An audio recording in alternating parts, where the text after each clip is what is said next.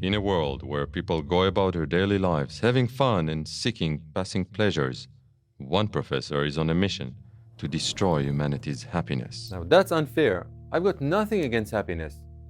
I just want to show that life, liberty, and the pursuit of happiness don't really capture the human condition, and that realizing humanity is much more about death, freedom, and the pursuit of meaning. Featuring depressing themes like human nature, identity and authenticity, freedom and bad faith, reflection, dread and death, meaning-making, truth, morality, and the death of God, these courses But we also discuss happiness and love. Yes, love and alienation.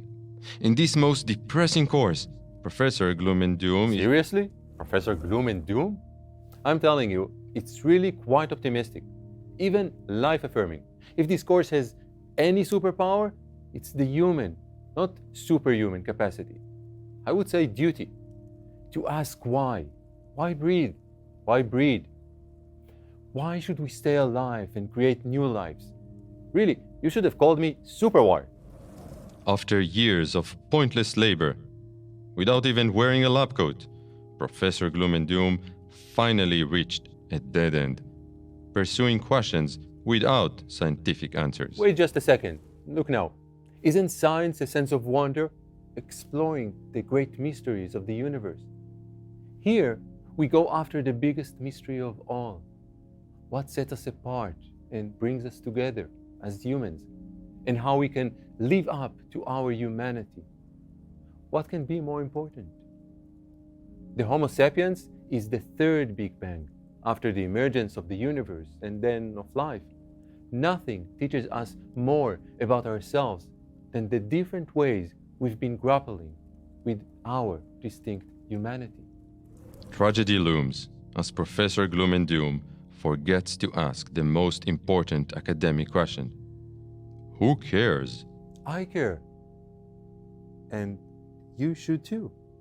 These existential puzzles, the broken answers, they all matter. Not just because they can bring out the best in us or the worst in us, but because they are not merely individual musings.